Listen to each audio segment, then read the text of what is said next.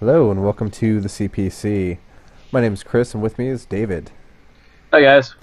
Mike is out for the week. He's making a trip to Vegas, I believe, is where he's going. So, shout out to At the Mike. party. Yeah, party time. So this is episode 23, I think. I don't What do know. I don't know, man. What have you been playing, David? Well, I've been playing a lot of Exhumed Control. It's very fun. Like that's my primary mark on it. Do I think it's the best control deck in the format?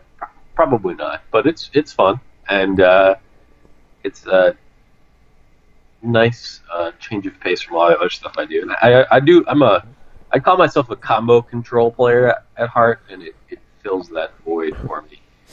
And so yesterday I took it to a premiere event and top 16.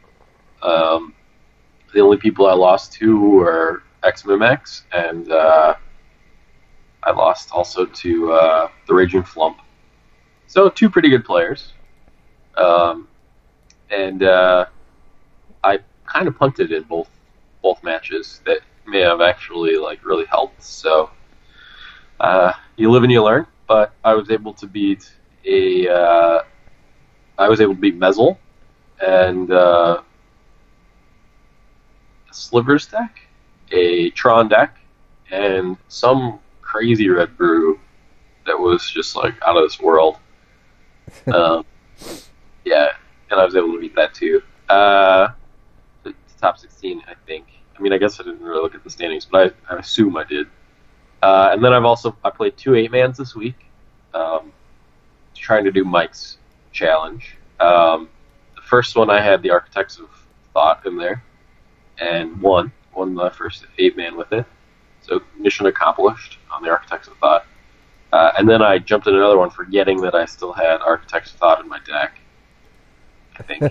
So I played another one and won that one too. So the deck is actually performing pretty well in tournament play. But the best thing that happened all week, and I listened to your Popular People episode, and I watched it on YouTube, and I saw that you looked at this. But I don't know if you internalized the greatness of the scenario. But I put it up on Twitter for those who want to see. But I was playing a 2-man, I was playing against Delver, and I had him rage quit on me, disconnect and everything, after game 1. After game 1. So we didn't even play anything else. I just got my pack, and it basically went like this. I think he got first turn he preordained or whatever, must have not been unable to find a land, and then he got 2 Cloud of Fairies out, and then the rest of the game he was just beating me with 2 fairies. So I was playing a ton of lands, and I get down to 3 life, and I get to a situation where I cast a Mole Drifter, and it kind of slows him down, but I'm still stuck. If he has a snap and some stuff, I might lose. But so then he passes the turn back to me, and I look at my hand, I look at my graveyard, I draw a Bojuka Bog. I'm like, oh my god, this turn's gonna be insane. So I play a Bojuka Bog, remove his entire graveyard, exhume back a Mole Drifter. So now I have 2 Mole Drifters in play. Draw 2 cards. One of them is another Mole Drifter. I evoke that. Draw 2 more cards. Exhume again. And so now I have 3 Mole Drifters and drew 7 cards this turn. I think I even preordained first, so I drew 8 cards this turn. And then I say go, and he goes preordain bottom Delver. And so then I untap, and I cast, and I've been holding up counter magic the whole game, and I think he's aware of it. And so I cast Crusher with counterspell backup, and he just freezes the game. He just stops playing, and then we just never play anything else. So I mean, it's moments like that that make me love to play this deck, and just to be a brewer in general. I feel like I get a good chunk of rage thrown at me because I play decks that other people don't, and they're not textbook decks. Yeah. I see a lot of people get like Rage Dad because they are net decking. Well, I think the opposite's true when you're winning with decks that you come up with as well. But it happens probably more frequently because it's really random when people get mad at you for net decking. Yeah. But I love getting Rage Dad for those reasons. So thanks to that guy because it was awesome. That's awesome. Yeah. What have you been doing, Chris? I heard you had a pretty good tournament. Yeah. Last Sunday, I think it was. I made it to the top 8 and then made it to the top 2, and I ended up splitting with Mezzle, probably in my favor there.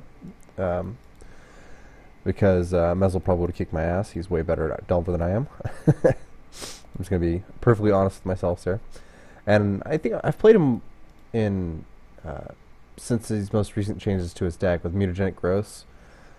I've played him 2 or 3 times, and he's beat me every time. So I was like, hey, you want to split? So he split, and yeah, it was pretty good. I went 4-2 in the Swiss and ended up I had some pretty good pairings in the top 8. Domain was my first round. It was piloted by Misha, who's a very, very good Magic player. But it was Domain. Yeah, he's like a jack of all trades. Every time I see him, he's doing well with a different deck. Yeah, so I played him. He was playing Domain. And I got some pretty lucky draws in Game 2 and Game 3. It just seemed like I had a draw where he just wasn't going to win no matter what he did. It wasn't like an insane draw. It just had the right things at the right time. So that was, and he beat the tar out of me in Game 1. I mulliganed down to like 3 or something, looking for land. Then Game 2, Game 2 was the nut draw, and then Game 3 it was great. And then in the semifinals, I got paired against Burn. So you know how that goes. Yeah, I'm surprised it got that far. Yeah, I think he had a lot of people aren't preparing for Burn, right? If you can avoid Delver, you don't even have to avoid Delver necessarily. You just have to go 4-2 in the Swiss and have some pretty good tiebreakers. Then you can make it to the top 8. And then if you're in the top 8 and your opponent is playing things like Domain or other very slow decks that can't gain life or counter spells, then you have a pretty good shot. And the way he made it in semifinals, I know he was paired against somebody who I lost to in the Swiss, a guy named T. Galbs. He's running a variant of Boros Kitty. Yeah.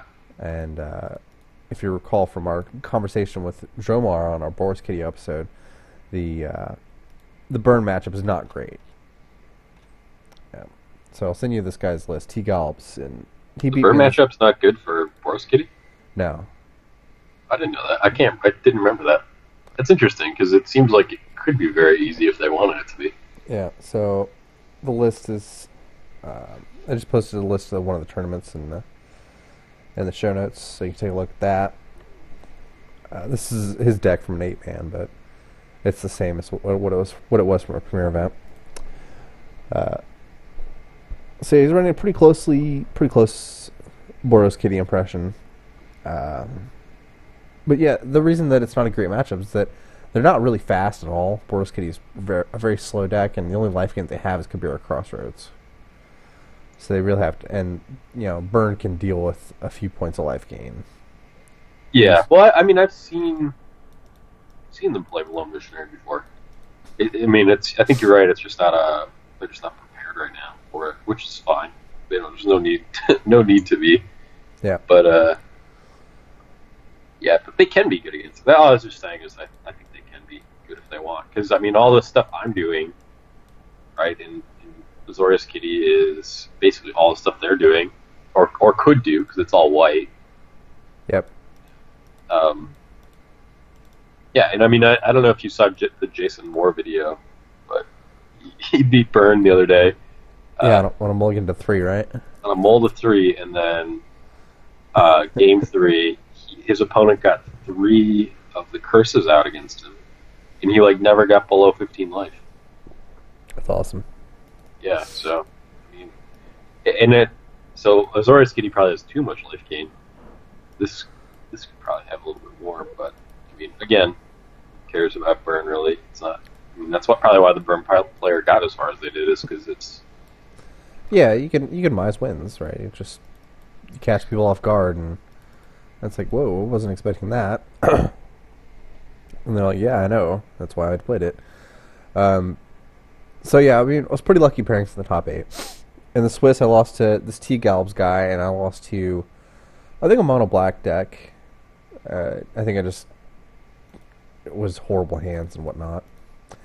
So, speaking of horrible hands, well, I guess before we move on to the main topic, we need to talk about Oubliette Caravix Torch bugs are fixed. Yay for Popper. And, okay. Yeah, the last thing I need to talk about is Mike's Challenge, Rumble Belt Maka. I haven't been playing it, honestly.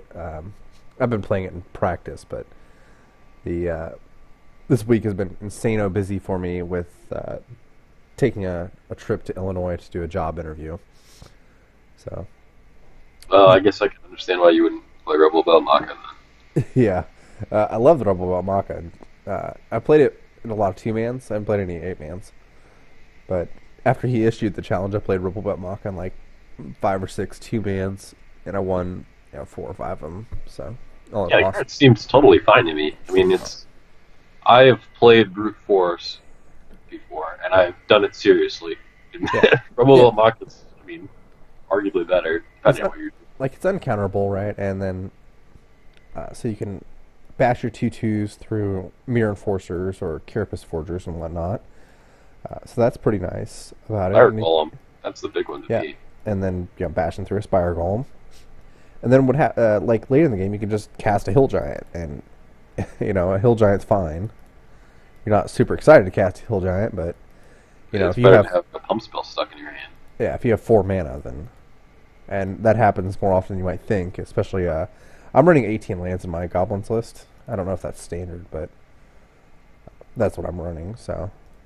Oh, Maka seems even sweeter in there because you can Death Spark Maka. Yeah. Yes. Back. Oh, that's sweet. Death Spark is, Makaing and to like turn on your Death Spark is really, really awesome. Because like you don't have to sacrifice a dude to get your Death Spark active. You don't have to suicide attack, and you're not suicide attacking at all with Maka. But it turns it on, it lets you get through blockers, and then it turns on your Death Spark, you get your Death Spark back, you can spark through more blockers. So, yeah, the Death Spark or the Rumble Maka is really great in this list. I'm sold. That's actually something you should probably tell Deluxicop or something since he's working on them. I guess he's doing the control goblins, but it's still kind of interesting. Yeah, I'm not sure. Deluxicop's sort of doing a hybrid goblins. He's got Martyr of Ashes in his deck. I'm looking at his list right now. He's got Martyr of Ashes in his deck. So it's like, what? And 4 Sparksmiths. That seems kind of clunky, because when I'm playing goblins, I usually only want 1 Sparksmith. But, hey. He's the one who's placing with this deck. He placed 4th in one of the premier events. So, I can't really argue with it. Yeah. Seems reasonable. That's what I've been up to this week. Job interview was insane for 3 days, and not really a whole lot of time for Magic in general. But I did what I could, and I played what I could, so there's that. So we're moving on to our main topic, and our topic is basically like, what are we thinking about whenever we go with looking at our opening hands and looking at what our opponent opens with, if we're on the play, if we're on the draw. So that's what our main topic is. Do you want to start us off and go a little bit more in depth on how we're going to do this? Yeah, so I was telling Chris this before the show, so you can hear it twice. But I was playing Exhume Control, and I realized that what my opponent does, if they have the play, really dictates a lot of what I'm doing on the draw with that deck. And it's obviously something that happens all the time, and not something that I've just become aware of. But I realized it could make for some interesting choices, and a lot of players out there might do the wrong thing because they've always fetched the swamp at this situation before because it's turn 1. When really, what my opponent just did changed my course of trajectory, even though I haven't even done anything yet. And so it's really important to figure out what your opponent's playing. Ideally, the best situation is you can figure, you know what they're playing before they come. Like I know XMMX is going to play Delver, so Oh, I actually, don't count your chickens before they hatch. He's played Stompy recently. okay. Well, if he came, I would assume he was playing Delver, so I'd probably mulligan to. But or Mezzle. If I'm playing Mezzle, he's on Delver. He's been on Delver since it was possible to play Delver. So like then I'll mulligan based on it. But most of the time, I don't know what my opponent's playing, and so I have to make a lot of choices, like start my whole strategy at the moment I see a certain play. And so today we're going to go and talk about certain like hypotheticals if our opponent's on the play and they do like X, Y, and Z. What we're thinking, what deck they're probably on, what we might try to do differently, stuff like that. So I think ultimately this should be a pretty good experience for you guys because I think there's a lot of thought process that goes on before we even take our first turn. So Chris and we can alternate these if you want to. Yeah, sure. But Or I we can think just go and chat it up. Each Sure. of us have comments. so. The first one, and I don't know if this is even a good spot to start, but what do you think when your opponent goes Island Go? All right, so blue is the most played color in Pauper by a pretty wide margin. So when he plays Island Go, I'm eliminating decks, right? The only decks that I know he's not playing are like Goblin, Stompy, and Burn. Yeah. Maybe Affinity too, but I guess Mono Black Control too. So Yes. Island Go can mean anything. Really, it can mean he could be on Delver Fiend, he could be on Delver, he could be on Esper, and he could even be on Tron at that point. I just don't know. What I am looking at though is why is my opponent keeping a hand that doesn't do anything on turn one? Is he playing the kind of deck that allows him to not do anything on turn one? Yeah, that's a big one for me too. I actually, one of the things while we're talking about this, I should have said or included in some of these is some mulligans because if this is a mulligan to 5, I'm still thinking it's probably Delver. But if my opponent goes Island Go, sure they could still be Delver. Don't get me wrong, there are plenty of good Delver hands that you can have that do consist of Island Go, and then it's like Cloud of Fairies, a bunch of counter backup, stuff like that. But usually I've found that Delver is trying to do something on turn 1. They have a lot of cantrips, they have Delver, sometimes they have like Bear or the Evolve guy I'm forgetting. Cloud Raptor, yep. Cloud Raptor, I've seen Bone Splitter. All these things are possible turn 1s, and if they're not doing something on turn 1, I'm starting to think that they are probably not Delver. So like it's probably less likely they're Delver than they are, is sort of from my personal experience. And so I'm starting to think this might be like a mono blue control, or like you said, like a Delver Fiend, but they're often trying to do cantrips on turn 1 as well. Yep. So I'm thinking that this is a deck that I assume that if they kept a hand that just has an island and you're saying go, it's a deck that wants to say go without doing much. So that's sort of my thoughts on it. And it could be like some sort of control list, like some old guy list or something. Yep. But yeah, so what if your opponent goes Island Delver Go? So that really sort of tells me that they're one of two decks, probably. They're either going to be regular Delver, or they're going to be Delver Fiend. And we're probably going to play appropriately. The reason I say that is because typically mono blue control, they're probably going to leave open Piracy Charm, because they're going to want to Piracy Charm your Delver. And, they're probably keeping hands that they can take care of that before your Delver gets out of control, and because that's the only way that mono blue control really loses to you is if they loses to you as a Delver player is if they allow your Delver to get out of control. So they will try and make sure that they kill your turn 1 Delver. But what if they don't know you're a Delver player? Well, they could go the aggressive route, but mono blue control is really not the type of deck built for tempo. So they could just throw out their Delver. Maybe they have a few of them, but I think it's much less likely that they just run out of Delver like that without protection, because their deck is so threat light that they'll typically want to protect their threats, or make sure that you can't get online so that they can get their big end game online and start outdrawing you with Think Twices and Accumulated Knowledges and whatnot. So that's my thoughts on it. I typically think they're either Delver or Delver Fiend whenever they play Island Delver Go. I think I'm on board with most of that. I don't rule out mono blue control, and I don't rule out the blue red control. And I think part of that may have to do with sort of what you're saying. Like your opponent probably knows you play Delver, and so if they're going to either leave up Piracy Charm or maybe even just pretend they have Piracy Charm against you. But for me, most of the time, my opponents, if they do know what I'm playing, they know I'm like slow and dirtily, and like a lot of control players know that even if I'm playing like a mid-range deck, I'm probably going to end up taking the control route in the matchup and the control role, and so I get turn one Delvered by mono blue control and blue red control pretty frequently. Yeah, and it's certainly not it's not necessarily a wrong option. Any of those decks. My initial thoughts are they're probably playing Delver or Delver Fiend. Yeah, I do agree with you on that. If their hand is Delver, counterspell, a few islands and whatever, then yeah, they're going to run out the Delver because they have the counterspells to back it up, and they're going to hope that. I thought you were saying something different. Yeah, I think we're on the same page. Yeah, and it's not necessarily the wrong play to go Island Delver Go by any means. I think Island Delver Go is probably the strongest opening you can have in a Pauper. And sometimes if your opponent just doesn't have the removal, then you can just ride that Delver to victory, regardless of what deck it is.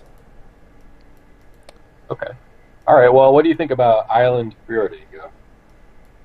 This is one of those that's also sort of unambiguous. I think what's more important about the Preordain is what they do with the cards, right? If they go bottom, then I think they're probably digging for lands. So yeah, more importantly is what they do with the Preordain. Because any blue deck typically that's running cantrips is going to run Preordain, so that could be any blue deck really, because most blue decks are running Preordains, if I'm not mistaken. Like that's the cantrip of choice. Yeah, I personally think it's the best cantrip in Pauper.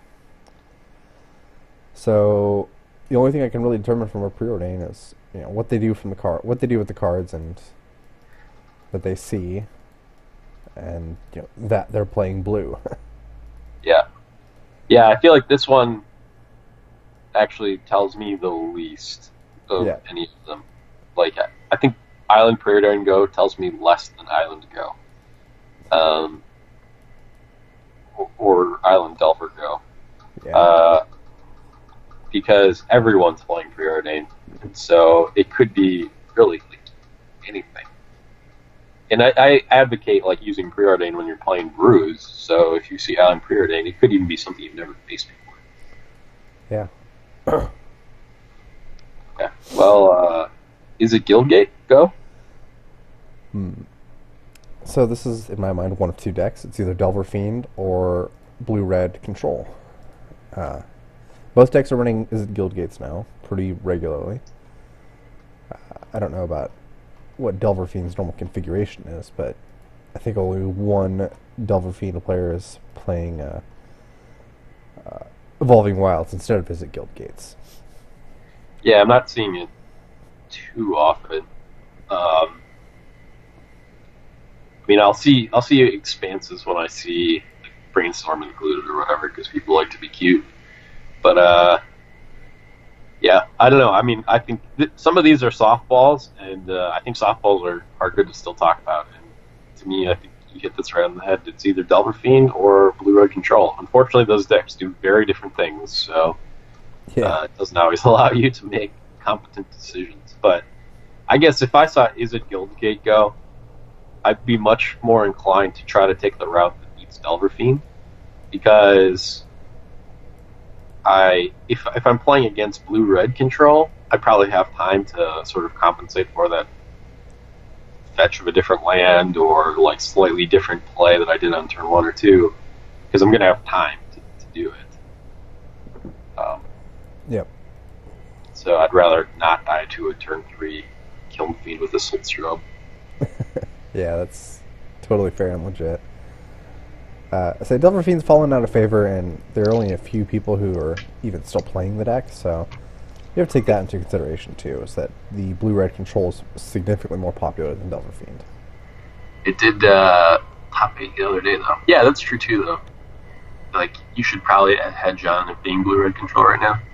Yep. That's probably true. So what about Tree of Tales Chromatic Star Go? What do you think? Well, this one, again, is another softball, but when I wrote it, I wanted to lead into some more complicated scenarios. And so this one, I think this is a textbook affinity. Like, there is an off chance that it's Tron, actually. I have seen some weird Tron decks that run the artifact lands instead of like normal basics, because they're running like crop rotation in Fangren Marauder. This is actually the list I ran into yesterday in the premiere event, and the idea was, get your Fangren out there, crop rotation away your Tree of Tales, gain 5 life. And we're seeing these lands in decks that want to get around Wrenchmind, as we talked about before. So I don't even think it's a bad idea for Tron to play them. Yeah, I don't think a good mono black control player is gonna bring in Wrenchmind against Tron because of all the eggs, but yeah, it's not bad. Yeah, and I mean, you might even want, if you're bringing in Ancient Grudges, you still might want access to things you can blow up yourself or whatever, because I know I've had in the past situations where I had Fangren Marauder out in blue-green Fissure Post. I had Fangren Marauder out, and then against like goblins or something, I'd be at, I don't know, 3 life or whatever, and I'd cast Fade Away, and even though I could pay for my Fangren Marauder, I'd still sacrifice a Prophetic Prism to gain the life to get above the burn range. And so it may still be a wise choice for Tron players to move away from that plant picking thing and try a Tree of Tales. So I think generally, like 99% of the time, this is Tree of Tales Chromatic Star Go is going to be just affinity. But okay, so the next one's actually pretty interesting, though. Great Furnace Go. This could be a very wide range of decks, actually, and what I'm looking at there is I'm either playing against Boros Kitty or I'm playing against Affinity, who knows that I'm playing Delver, and they're going to leave up Galvanic Blast for my turn 1 Delver. Yeah.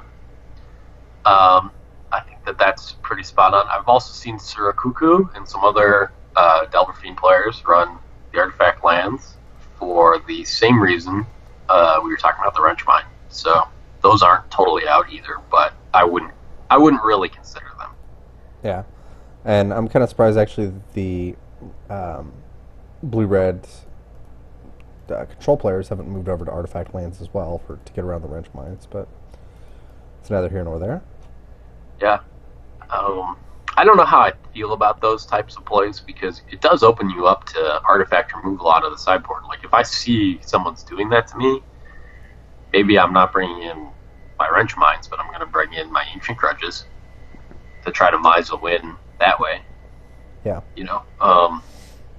So I don't know if I think it's the optimal thing, but I can understand why people do it. Yeah. So what I'm most worried about, though, is obviously the Delver play, right? If my opponent has an open Great Furnace, I'm probably not playing a turn 1 Delver into that, because it's just like, it's asking to get Galvanic Blasted. So that's going to significantly change the way that I play. If I have cantrips, then I'm going to cantrip first. I'm going to try and get the spell stutter protection up before I just throw my Delver out there, because one of the ways that I can beat Affinity is just getting the Delver Cloud of Fairy spell stutter draw against them. And sure. if they take away my potential to flip a Delver and race them, then I'm trying to play a control deck that is not a very good control deck. Yeah. So, yeah, it significantly changes the way that I play the game. I need to play very different and not run out my Delver into open removal and wait until I can protect it before I can deal, or wait until he's tapped out before I can deal anything. Makes sense to me. Yeah, it seems that matchup, I just can't wrap my mind around it. It seems really hard for Delver, but Delver seems to win, so yeah. A fair amount of time. There's a few, I used to think it was just awful. A few weeks ago I just thought it was like, oh my god, this is awful, but you got to remember that they beat themselves sometimes just because they can't get the right mana, or they dawdle around trying to fix their mana, or their draw is just not good enough, right? If they're just running a few Frogmites and you counter a Mirror Enforcer, then you can realistically race them. Start chump blocking with fairies if you have to while your Delver finishes them off. So really, that's like the textbook example of how you win by playing tempo. Because you're not going to win the long game. If you go beyond turn, I would say at about turn 10 or so, your chances significantly diminish because they've just got too many threats, and you can't counter all of the thought casts and all the perilous researches. They're gonna squeeze something through, so you have to try and finish the game before turn 10, hopefully, and then just their top decks could be just awful if they're just top decking lands. Yeah, and I think I undervalued how good Spellstutter Sprite can be against them. I've been thinking a lot about how good Prohibit is because I'm playing in my deck, and going into Affinity, I was like, oh god, this is going to have no targets. But actually, there's a lot of really good targets, and I just focus on the Frogmites and the Mirror Enforcers, because that's what I think about when I think of Affinity. But really, they have Autog and Carapace Forger. What card are you talking about now again? That's good. Prohibit, but also Spellstutter okay. Sprite, because when I think about that matchup, I'm like, oh, Spellstutter Sprite probably does nothing, but it actually probably does a lot of work in that matchup. Yeah, I think a lot of the work that Spellstutter does comes out of bluffing the Spellstutter. Yeah. If you have a Cloud Fairies out, then and they only have 2 mana available, they're probably not going to cast Carapace Forger into your Cloud of Fairies. Yeah. So that buys you a little bit of time. Sure. Yeah, I can see that. Because I don't know how you handle the resolve stuff, but they have to resolve it. You typically can't. The only real way to handle resolved affinity threats is by double blocking them with Spire Golem plus Ninja. Sure. Or just chumping them and racing with a Flip Delver. Yeah, it seems challenging, but frustrating. Post sideboard, you take on a little bit more of a control route with Curse of Chains and Steel Sabotage as well. So. Oh sure. You do have shots, right? I wouldn't call it even. I would still actually call it pretty favored in Affinity's favor. But if you're playing against a bad Affinity opponent, or if their deck screws them, then you have a chance. So yeah, Ancient Dengo. What do you think there? To me, that's either Boros Kitty or Azorius Kitty, typically. It could be. It could also be Metalcraft deck, but the Metalcraft deck is typically going to want to have a 1-drop, so they should probably mulligan that hand if they don't have a 1-drop. But yeah, I'm thinking it's either Boros Kitty or Azorius Kitty that's looking to play their lands out and start getting value off of bouncing their stuff with Glynhawks and of course Skyfishers. Although it could also be Affinity. Some Affinity lists run Ancient Dens, but I think Affinity is going to want either a turn 1 play or a turn 1 land that lets me know that they're Affinity, right? Like Great Furnace. Yeah. Otherwise they're mulliganing. Yeah, I agree. It's most Affinity these days is Rug, and so you shouldn't even be seeing Dens. It's possible they're running 1 or 2 for some sort of sideboard card, but more often than not, they're not even going to start the game off with a Den. So, it's probably not Affinity, or if it is, it's probably some sort of weird Oriox Sunchaser type Affinity. I think you're right about the Metal Works analysis. They want a 1-drop. They're an aggro deck. And then Yeah, so it's probably a kitty deck, I'd say, Yeah. especially because we're not seeing any additional follow ups. And so, how about if you see Ancient Den Bone Splitter go? And that in my mind is it's either going to be the Metalcraft or a White Weenie variant. Yeah, yeah. I mean, there's just Affinity is totally out at this point, right? Yeah, Affinity doesn't need Bone Splitters. Yeah. So Their guys are big enough without Bone Splitters. the one other deck that does pop up occasionally, and I mean that's very rare, and this it's actually where I stole this one from is sometimes you see that like Popper Cobblade deck, Yeah. which I was wasn't big thinking for about like a little bit right before the premiere or the daily events were taken down. Like it was starting to gain some traction, and then it just fell off the map once that happened. that. Yeah, I wasn't even thinking about that deck. That could be very reasonable that this is that deck. I have played against it in the premiere events. I think not this past weekend, but the weekend before that, I played against it in a premiere event. Yeah,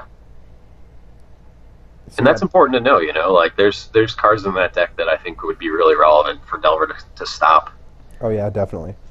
So, uh, Yeah, they have the Squadron Hawks. They have Skyfishers and other just problem artifacts and creatures that Muldrifters, biggest threat ever. But excuse me. yeah. So, I think Ancient Den Bone Splitter Go. Like, it's probably not the Pablo deck for a lot of reasons, including that no one plays it. But it also, they also just usually run a Miser Bone Splitter as a Trinket Mage target. But, Yeah. um, but yeah. So, how about Forest Go? I'm eliminating Stompy at this point. The only other decks I can think of that even do that are like maybe Tron. Tron doesn't even run a forest though, does it? They do not. Man, I don't know at this point. So it's probably hexproof then, is what I'd be guessing. Yeah. Because every other deck that I can think of runs one drops. And if hexproof is relying on a Silhana Ledgewalker, then they don't necessarily need the turn one play. Although that's still a sketchy keep for me, is that they don't have an artifact to either accelerate their hand or up their enchantment count for Ancestral Mask and Ethereal Armor. So it's a really sketchy keep to me that even as a hexproof player, if they're just playing Forced Go. Yeah, I think I'm actually still on Stompy. If my opponent does this, and it has happened to me before, and it could just be as simple as, like, I think the prime time I would see this happen was when I was playing Fissure Post. You got the best way to beat Fissure Post is to have very fast hands, and what I mean by very fast is like one creature and all pump. Yeah. And so even if you don't have the one drop, if you still have like a 2-drop River Boa or something, and the rest of your hand is all pump, that still might be like a somewhat intelligible keep. But also, there's just Stompy players out there that aren't the best, and so I have seen Forest go into 2-drop, 2-drop, 2-drop the rest of the game. Yeah, I can't get behind that even still. Like it, I played Stompy a fair amount, and I'm never ever keeping a hand that doesn't have a one drop. It's never gonna happen. Well, that's probably true, but it does. I mean, you are not the person across the table necessarily. Yeah. And I mean, because you and I are searching for what that Forest Go could mean, I think it's better to assume that it's a weird keep out of a Stompy deck than like something you've never faced before, I guess. Yeah. I guess that could be the other thing, is it just could be a straight up rogue deck. Right? Yeah. Free for the Real or an Axebane Guardian combo deck or something like that. There's another option for a Forest Go.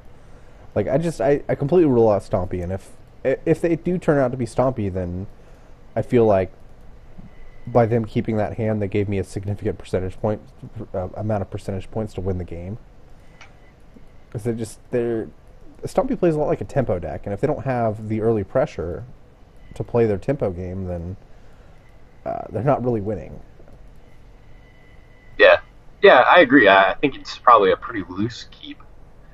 but Yep. that's still my best guess. I mean, at a deck that is just like streamlined, and I think if I'm running into this in a premier event, I would rather assume that my opponent's playing like a developed deck until they give me reasons to believe it's a rogue deck.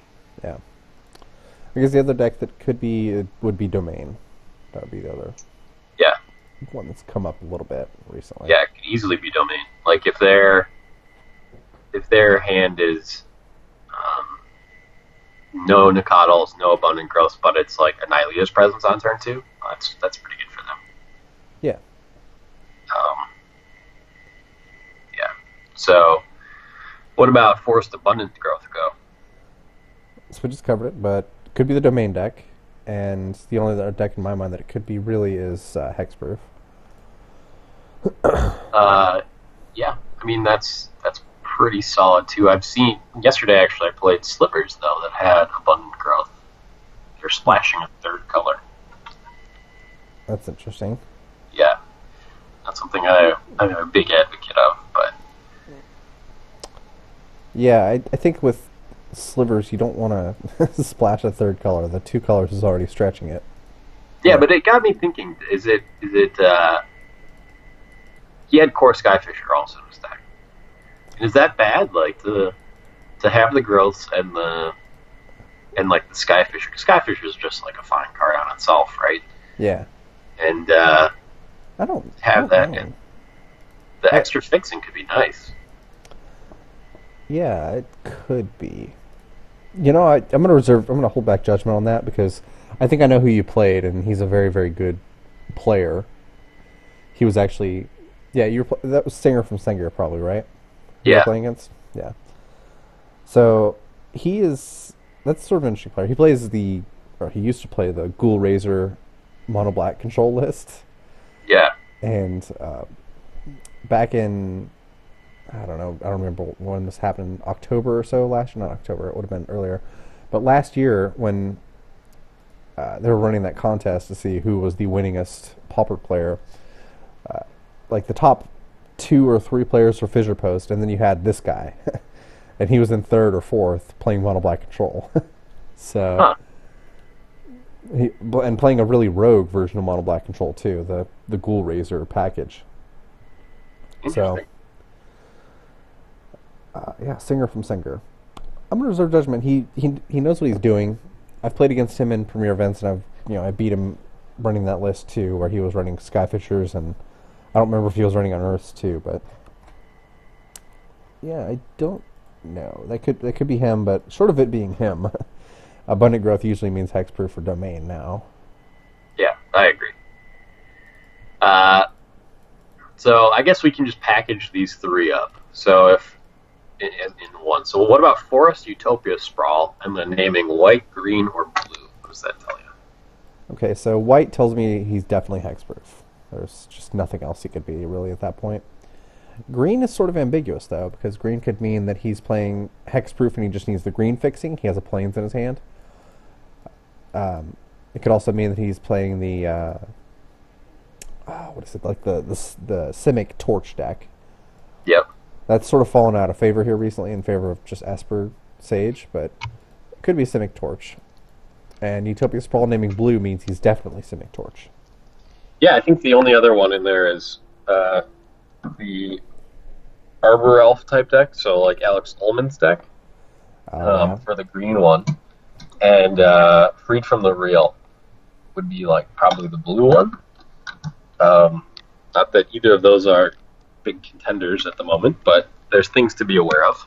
I know that I would probably play radically different if I'm playing Alex's deck versus a Freed from the Real combo deck. Yeah. So, yeah, that's something to be aware of. But I think you nailed the white on. Like that's hexproof, like all the way. Yeah. In the green, yeah. Green is ambiguous. It could really be any of those. But I would say at that point, I've probably ruled out the Torch and the Freed from the Real, because I remember the Torch, Simic Torch, was a deck that sort of developed from, what is his name? There's a player from like in the spring last year, who was a big advocate of blue-green fissure posts, like with enchantment lands. And Dog Biscuit was his name. Yep, Dog Biscuit. Dog Biscuit, and he went on some podcast and said that he is always choosing blue for his sprawls. And so I think that's, like, if you're seeing green, it's probably not Torch, and it's probably not Freed from the Real. Yeah. But if it is blue, it's one of those two. So, all right. How about Forest Nettle Sentinel go? You're either playing Stompy or Elves at that point. You don't really know because Elves do run Forest Nettle Sentinels. So you're probably more likely to be playing against Stompy because Stompy is a more popular deck, and most people aren't just going to run Elves. But it could be Elves. Yeah, I actually think that this is probably Stompy. Like, not even because of what the meta says, but because an Elves player is going to want to cast a mana-producing Elf on turn 1 if they can. Yep. And a Stompy player is going to want to cast Nettle Sentinel on turn 1 if they can. So I totally agree with that. So, I mean, that brings us to the next one. Forest, Land, or Elves go. Yeah, that's pretty obviously just going to be Elves. Yeah. And you can tell there that, their game plan at that point is just going to be dump out their hand. Yeah. Which is always the game plan with Elves, but... There was, like, the Deluxe Lane Destruction deck, but that doesn't even exist and really shouldn't be a consideration. In my opinion, like, this is Lanora, or this is Elves. Like, it's either going to be Elves or some random rogue deck that you have not seen yet. Yeah. But what happens if it's Forest, Arbor, Elf go? So this could be a variety of things. This could be Freed from the Real combo deck. It could be the Alex Ullman, ramp attack type thing that's going on, and it could be just regular Elves. Most Elves lists don't play Arbor Elf for a variety of reasons, but yeah, I think actually at this point it's probably not Elves, because with the addition of Elvish Mystic, there's like absolutely no need to play that many turn 1 enablers. Yep. And Arbor Elf is just the worst in that deck. Like, and I think people have figured it out that it's the worst because, I mean, Spreading Seas is a card I play, and it can really hose Elves. Yeah. If they're playing Arbor Elf. So, yeah, I think it's the Alex Ullman deck or a Freed from the Real deck. I don't think it's Elves. Yep. Not that these are... all of these are sort of like kind of fringe discussions, but I still think they're like good to have because, it could pop up, and the distinction between Lanor Elves and Arbor Elves might not be the most obvious to those who don't play as much as you and I. So, yeah, man, there was another option too. There could be an option that it's sort of a tech. Like let's say you're playing against a hexproof player, and Arbor Elf seems like actually it's a pretty good tech to play as a hexproof player against something like Delver. Because you can accelerate out your threats and get under the counterspell mana. If you're playing hexproof. Yeah, I can see that. I like sometime last year I'd seen that a little bit where the hexproof player was trying to be faster than Delver, than counter magic, and they played accelerants. Yeah, and I suppose that they have the sprawls, so it makes sense to go that route. Yeah, to just do a super accelerating enough. If you have 4 mana on turn 2, then, I guess that'd be 4 mana. Then you can squeeze some stuff under counterspells, and that's pretty nice. So the next one would be Forest, Wild, and Go. This is pretty obviously just the domain deck. Yeah, I don't think there's any ifs, ands, or buts about it, but I figured I'd just throw it out there. Yep. And then another pretty easy one is Kybera Crossroads Go. Yeah, it's probably Kitty. But I mean, it could be either Boros or Azorius, and that's sort of like what you have to gauge. I'm leaning towards Azorius if they're leading with Kybera Crossroads. Yeah, I think so too. Boros Kitty plays I think just as many, maybe 3, but it's something I actively want to get out on turn 1 as the Azorius Kitty player, and I'm not saying they don't, but they're probably more inclined to play something like an artifact land on turn 1. Well, I mean, if you're Boros, I think you play a red land on turn one if you have it, Mountain or Great Furnace, Yeah, yeah. and So you and leave bolt open a the. Delver or whatever. Yep. How about Swamp Go? Well, this could be one of really two decks that are being played right now. It could be the Esper deck, or it could be Mono Black Control. The Esper deck would lead with the Swamp if they have a potential turn 2 Nightscape Familiar, but otherwise they would probably not lead with the Swamp. Yeah, yeah, I agree. To me, this is at this point in time, I'm like very confident it's Mono Black. Yep. Just because Mono Black sees so much more play, and usually if they're doing this, they actually like Mono Black doesn't really have very many turn 1 plays. If they have any, it's Duress or Cycle Baron more. So you'll know by the end of your own turn probably because they'll have cycled. Yep. But yeah, I'm like at this point I'm like 90% sure it's Mono Black. And the cool part about the familiars is that usually you know who the familiar players are because there's only like 3 people in the world who can handle playing the deck. Yeah. I'm really kind of surprised because you'd think that, with the deck is actually just very, very good. And usually when you have decks like this that are really good, more people pick it up. And it just doesn't seem to be happening. You still have like your same 3 or 4 people who are playing the deck, and that's all they play in Pauper. Yeah, I mean it's just that miserable to play, and it's like a simple. You probably click 1,000 times per match. Yeah, you're losing value on replacing your mouse.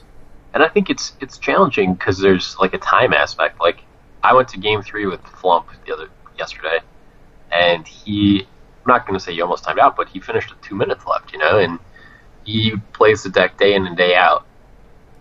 Yeah.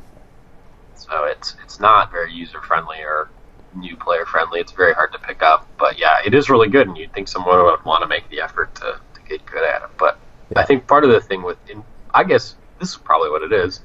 Combo players like to play combo partly because it's like fun. It's either like a fun solitaire game or like you're just doing cool stuff.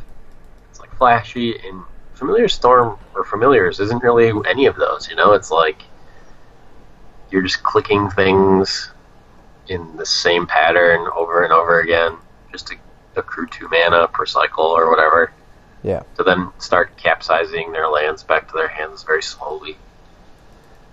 Well, they don't play Capsize that I'm aware of, but yeah. Oh, that's the way Flump beats me. Oh, okay. Yeah, he was running a singleton Capsize, so. Yeah. I don't know why he chooses that route, but oh man, I just go for the Sage. Oh wow, he just negated the Sages. Oh my god. I'm looking at his list right now like, wow, that has to be the most miserable thing on the planet. Yeah, it's miserable to play against, and I'm sure it's miserable to play. Like he just sat there just like getting up to like close to 40 mana and then started bouncing my stuff back to his hand. And I think I would have timed him out if he had to look for the Capsize. He just happened to have it in his hand with like 40 cards left in his deck, 30 wow. 40. But yeah, so that's crazy. It's miserable, and I see why people don't do it. Yeah. I think the other big aspect too is it's really easy to mess up your triggers with this deck. Yeah. If you don't tap the lands the right way, like Snap doesn't.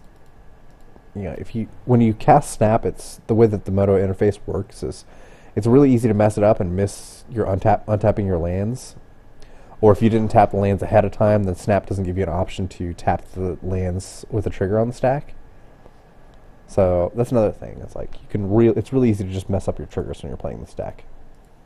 Oh yeah, and like one messed up trigger at the wrong time can just totally negate everything you've done that turn. Yeah, and cost you the game. Yeah. So so moving on. Yeah.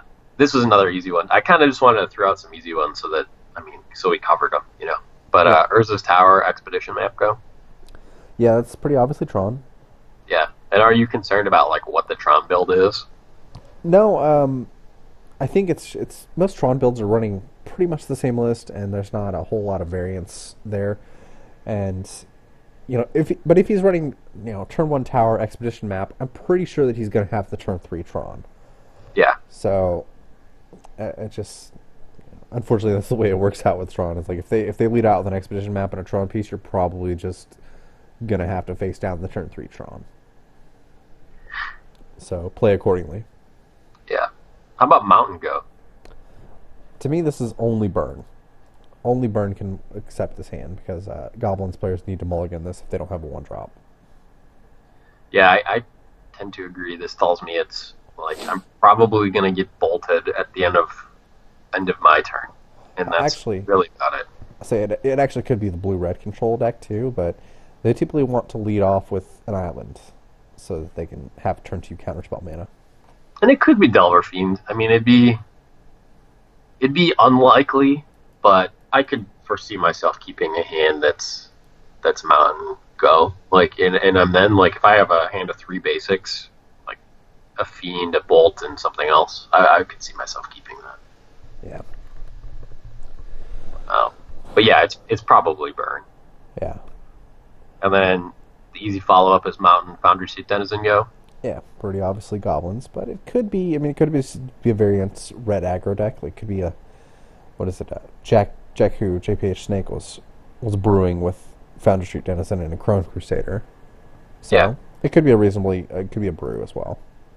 Yeah, and what about Plains Acacian Javelineers Go? This could be one of 2 decks. Could be the Trinket Callblade deck. I'm not sure if they run the Acacian Javelineers. I saw a few of the lists that did. But it's probably White Weenie. Yeah, it's very probably White Weenie. I mean, I tried Javelineers in my 2-color deck, and I just don't advocate it for really anyone because by the time you can play it reliably, it's like turn 3 or 4, in which case, like, why not just play a better card? Yeah. So now we're getting into sort of the last little home stretch here of these. And the Terramorphic Expanse starts. Usually, it's just like this one. It's usually just Terramorphic Expanse Go. What do you think about that? So at that point, I know I'm playing against a 2-color deck. I don't know at what point I can say that, what is it gonna, what can I determine that this deck is? So I know that I'm playing against a 2-color deck, and me as a double player, I know that I'm probably going to want to take the aggro route here, like the heavy aggro, so I'm just going to run out Delvers and hope they don't have the right removal. Yeah, I mean, that sounds pretty fair to me. I think the big decks running Expanses right now are Familiars and 5-color. Right. Like, those are sort of the biggest, but I mean, it could be any type of 2-color deck, so it's hard to say. I mean, my last article was on when you want to have gates and expanses, and so I'd probably rule out that it's going to be a 2-color aggro deck, because usually you want expanses with, like, bounce lands. Yeah. So, it's not going to be hexproof, probably. It's probably not going to be slivers. So you can rule out those, I think, as well. Yep. But what happens, and I do this a lot, and I know I shouldn't, but I do it because I'm lazy. I go Terramorphic Expanse, Crack for Island, F6, F6. And I know a lot of people do that. They provide extra information, which, the more I'm thinking about it, like, that's pretty bad. But what do you think when you see that? Once again, it's obviously 2-color, but the types of decks that I'm looking for whenever they crack just straight up for an island is going to be Esper or some kind of a Teachings deck. Some kind of a 2-color blue-black deck is when they're typically going to want to search for an island. It also means that they're trying to make sure that they have, like, counterspell mana up. So that tells me a lot about, are they going to, if they're playing not Esper, they're wanting to go for a turn 2 counterspell protection. But then it also could be Delver Fiend. Some Delver Fiend decks run expanses and they need the islands so that they can start cantripping. Yeah. Yeah, I agree. I mean, I think that's it. It's actually pretty much exactly the same decks we talked about, except that we can rule out 5-color. Yeah. Because I just cannot see a situation in which start with Island. Even though they can brainstorm, I have to think that they have better things going on. Yeah. So I've tried to rule that out at that I point. say, or else why did they keep that hand? Yeah, yeah. It could be a blue-white deck with Squadron Hawks and brainstorms, I guess. Yeah, but that could be an option actually too. but I've ruled out the 5-color deck at this point, and I mean, I guess, yeah, I think it's the some old guy blue-black list or the familiars list, and I'm like 60% confident it's one of those, but then 40% could be the other stuff. Yep. So how about the same thing, except this time on their turn they crack for the swamp and hit F6. So then it's pretty obvious to me that's Esper or blue-black control of some variety. Yeah. If it's Esper, then I'm pretty sure he's going for the turn 2 Nightscape Familiar. And otherwise, then he's gonna, if he's playing blue-black control, then I know he has removal for days. Yeah. Yeah. Yeah, I agree.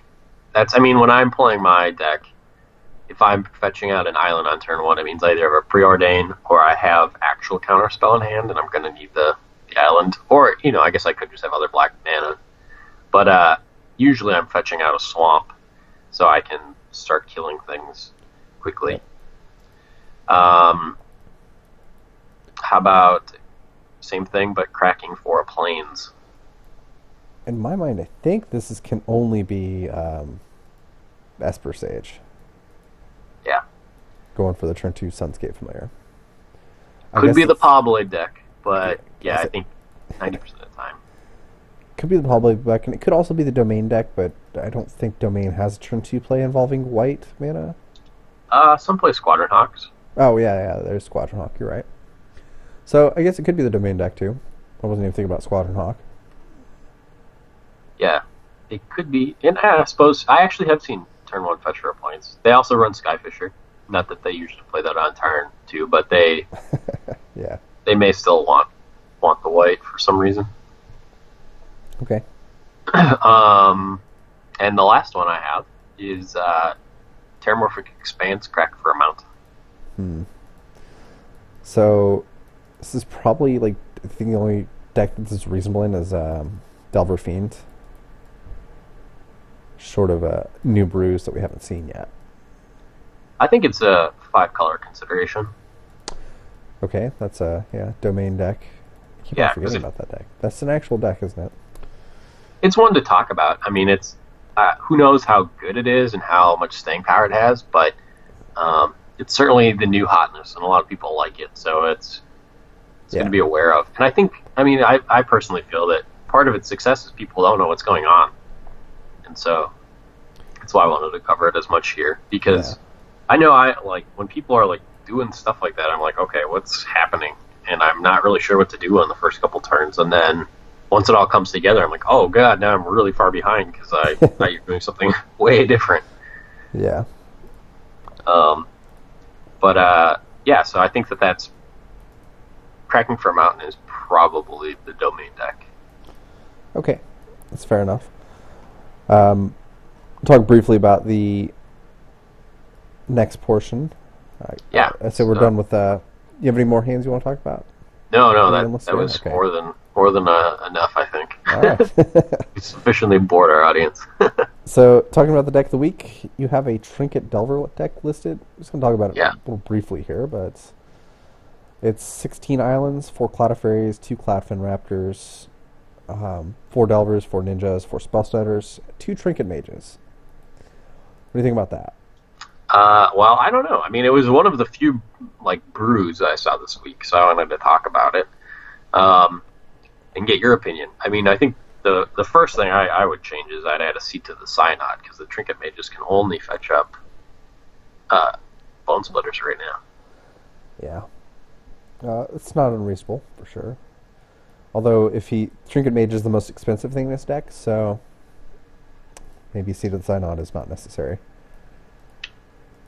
That could be. I guess I just always want access to it. And one of the big reasons why you wouldn't play a seat in a Delver deck is because of Gush and Daze, but he's not running either of those. Yeah. Okay, fair enough. Then he's running 4 brainstorms because he's cute, 4 counterspells, 4 spikes, 2 perilous research, 3 preordained, 2 repulse, and 1 snap. So I think the perilous research also makes me want to consider running a miser chromatic star or something that can be fetched up with the trinket mage to get value out of the perilous research. Yeah, I'm not sure it makes it better, but that's not necessarily wrong. I mean, if your trinket mage can fetch a cantripping artifact, that's not bad. Yeah, I mean it's like use your trinket mage to draw a card. Yeah, which is always nice. You have to pay Muldrifter mana for that effect, but close enough. Yeah. What do you think about this? I think it's trying to be really cute. Like too cute? Yeah, I think it's just too cute. It doesn't have a backup for Circle Protection Blue. There's no Spire Golem. Oh, yeah. Not that's necessarily bad. I've tweaked Delver List, and I played with Delver List before that didn't have Spire Golem, because Spire Golem can really clunk up your hand, but I think it's just trying to be too cute. You don't want to... Are you ever going to cast Trinket Mage with 3 mana? No, I don't think so. I think you're going to want 5 mana. You're going to have Trinket Mage and Counterspell backup. And then it's trying to maximize use out of Brainstorm with Trinket Mage. Having the shuffle effect for your Brainstorm. Yeah. Yeah, I do agree. Yeah. It feels a little torn. Like, it feels kind of like it wants to do the Mezzle Control Delver-ish build, but then it has 4 spikes. Yeah. That's another big contention I have with it is 4 spike, and I think that's more of a budget consideration than anything. Yeah, but I wouldn't run 3 Dazes even in this list. No. But so I think 4 spike is a budget consideration. I'm not sure, but that's what my opinion is. Which would also explain why he's running 2 repulse and 1 snap instead of 3 snaps. But the deck it's moving in an interesting direction. Perilous Research and Trinket Mage sort of get some card advantage out. Moving away from Spire Golem because maybe he got tired of it clunking up his hand. Because I have had hands that I've had to mulligan because it's like I can't have 2 Spire Golems in my opening hand because I'm going to cast one of them this game. So might as well mulligan this hand. Well, what did you think about the 4X disrupts on the sideboard?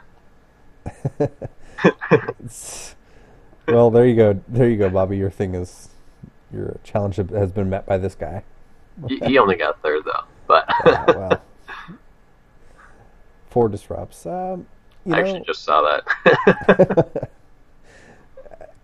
My point with the disrupt still stands is that people are playing around days anyway, so it's just not good enough.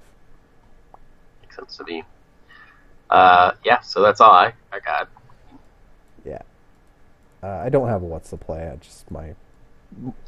Here you go. Here's my play of the week. So you're in the top 2, and you're against the winningest Pauper player of all time, and okay, you consider, it's a mirror, and your options are to offer him the split or to try and play him. What's your play? Let me think about that. So, if you win how many packs? 24. And if you lose, how many do you get? 16. Oh, split. 15. Split. 15. You get 15 packs if you lose. Super split. Totally split. So that's my play of the week. I know it was a cop-out, but, there's something to say to be for glory, but, I won the die roll, so I got the glory. Dude, you get the glory anyways. Yeah, exactly. So that's actually the part I'm kind of surprised about. When you told me that you split, I was like, how did he let you get all the QPs? Yeah, it was. I just talked with him beforehand. I was like, hey, if I win the die roll, whoever wins the die roll gets the victory and gets one more pack. Yeah, usually it's not like a huge point of contention or something, but I mean, I imagine at that point in the tournament, it probably kind of is more often than not. Yeah, I'm glad I got the QPs though. I think I'm I'm almost qualified for the next mocks, even though I haven't played like at all in the past 2 weeks, essentially, except for premier events. Nice. So Yeah, I'm very not. I haven't drafted very much, and it's like impossible to get QPs in proper premier events. But my 8-man success has been helping. that's good. I'm glad for that. All right, so go ahead and wrap this up. If you guys like talking to us, you can always tweet us at I'm at Seaweaver8518, and David is, what are you, David? I'm at Shafwaff5 All on right. Twitter. You can find me on MTGO. I'm Shafwaff5 there, and I do the Thoughtcast series on MTGO Strat, and I might be doing like a new casual series kind of every other week, which is currently unnamed. All right. That's pretty awesome. But other than that, if you guys have any comments, have any suggestions on what we can do for the show, or heck, if you want to talk about anything specific, the domain deck, for example, then we'll get into it. Other than that, thank you guys for listening. This has been CPC.